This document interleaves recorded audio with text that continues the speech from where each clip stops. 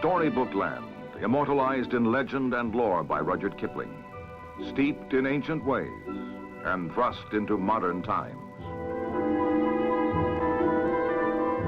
An abundant land, a productive land, picturesque and diverse, tense and troubled Kashmir.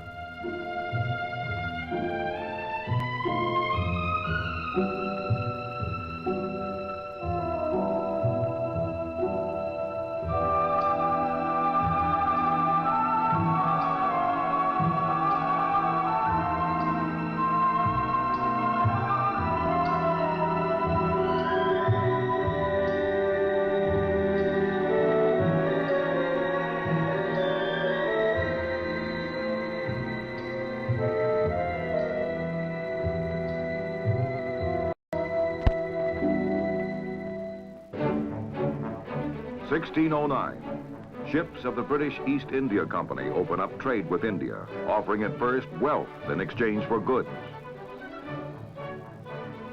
Later it becomes ruled by force, a dark chapter of blood and plunder. When the Indians fight back, the British call it mutiny. The Indians call it a war for independence.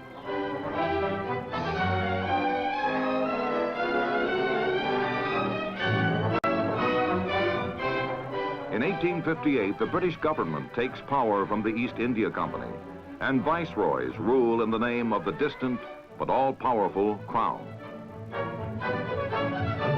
Amid fantastic pomp and splendor in 1911, King George and Queen Mary come to India to see and to be seen by their hundreds of millions of subjects. England's might and majesty seem secure.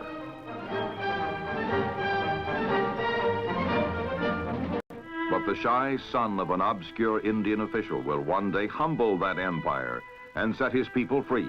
His name, Mohandas Gandhi.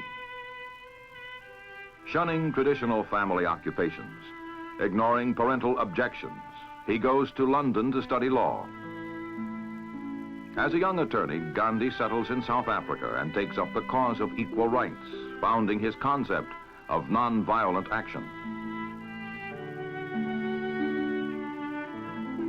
In the Boer War, he serves as the leader of a volunteer Indian ambulance corps.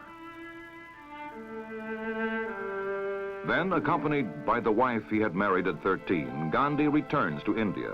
He has given up Western dress, renounced all worldly goods.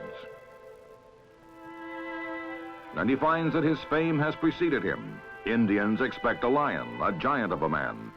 But they come to worship the tiny figure who dares to challenge an empire.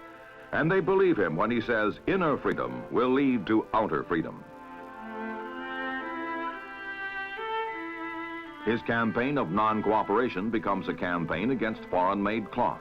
He urges all Indians to weave, and the spinning wheel becomes a symbol of non-violence. In 1931, Gandhi begins his most daring experiment, a 200-mile walk to the sea. It seems that all India is with him. After 24 days, with world attention focused on him, he will dip his hands into the sea and pick up some salt left by the waves. Thus, he breaks the British law, which makes it a crime to possess salt not bought from the British salt monopoly.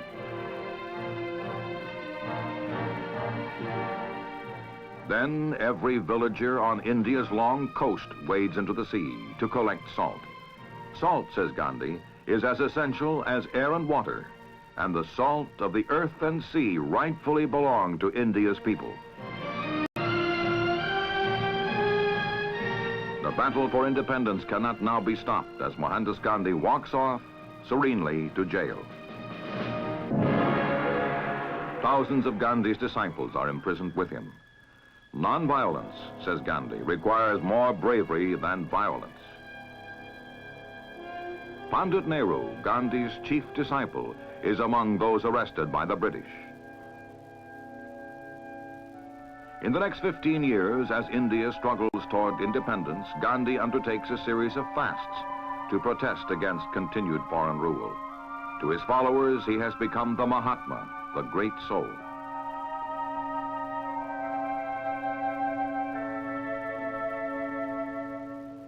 Pandit Nehru emerges as the political leader of the freedom movement, But Mahatma Gandhi is and remains until his death the spiritual head. Finally, in 1947, independence nears for India. But for Nehru, there is a price. He agrees to the partition of colonial India into two separate religious states. Pakistan, with 100 million Muslims, is created as a counterpart to India with 300 million Hindus. Gandhi calls the partition a disaster. But the decision has been made, and partition is now only a matter of details. Certain border provinces vote to determine their future status. Muslims and Hindus, bitter in their hatred of each other, are now free to turn hatred into violence.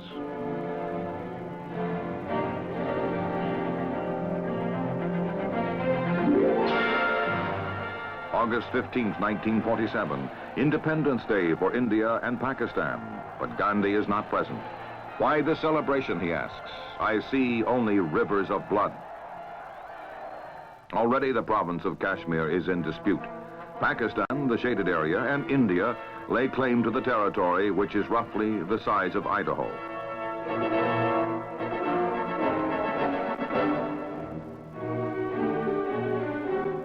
India insists that Kashmir has been and must be an integral part of the Indian nation. Pandit Nehru speaks more personally. Kashmir is my ancestral home, he says. It is a piece of my heart. Muhammad Ali Jinnah, Pakistan's leader, points out that 80% of Kashmir's population is Muslim. When the British begin their departure, an era ends and an era begins.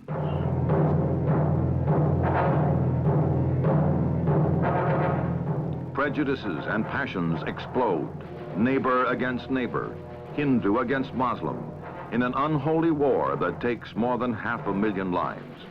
Kashmir becomes a symbol of the anguish and agony of independence.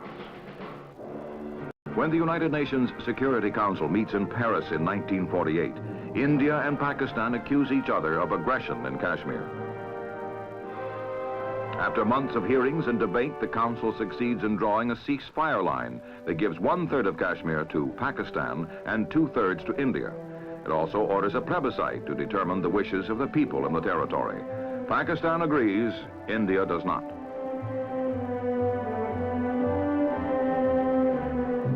And fighting continues.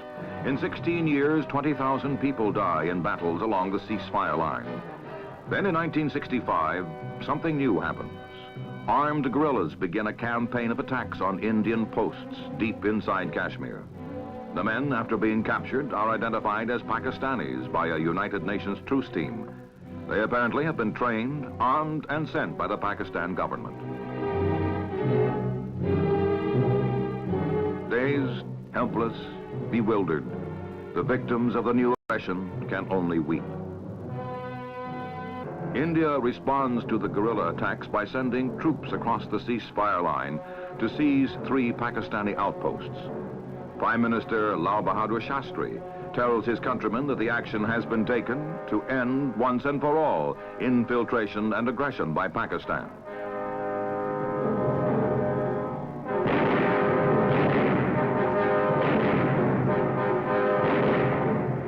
The subcontinent echoes and shudders to the sounds of a full-scale, undeclared war. Down the mountainsides, across the frontiers, from India into Pakistan, from Pakistan into India, come the fighting men of both nations.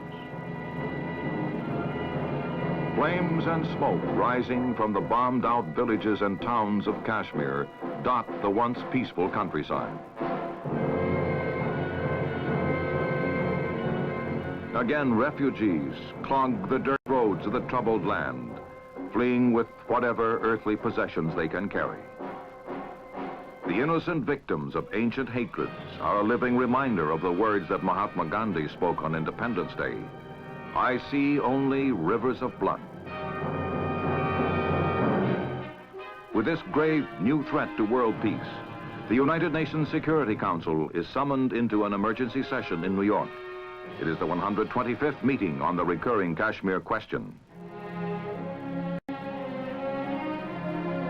Presiding is America's new ambassador to the United Nations, Arthur Goldberg, who tells the delegates, I regret that the first time I meet with you formally must be a time of crisis.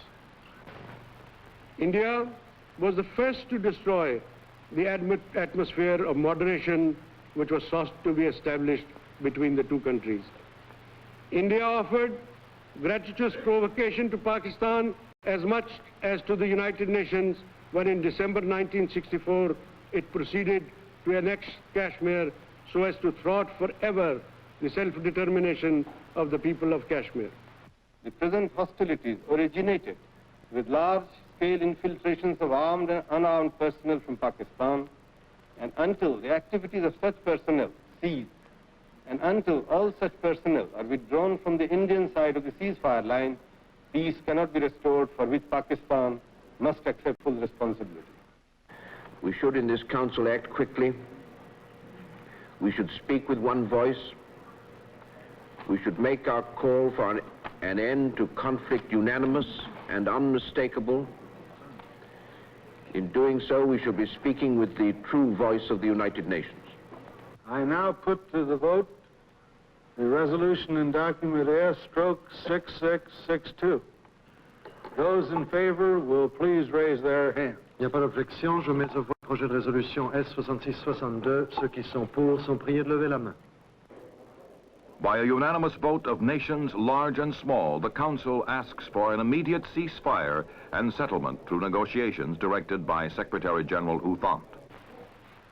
The members of the Council have indicated, by unanimously adopting the resolution, that we welcome in particular the statement of our distinguished Secretary General in light of this resolution that he intends to proceed promptly to the subcontinent.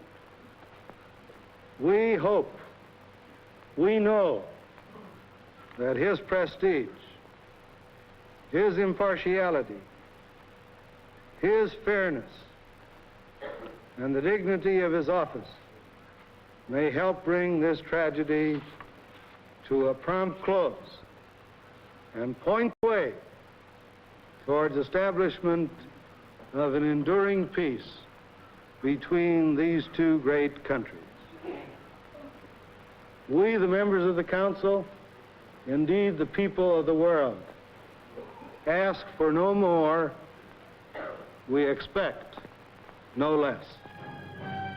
In the search for a settlement in Kashmir, hopefully a new beginning has been made by nations and men of goodwill.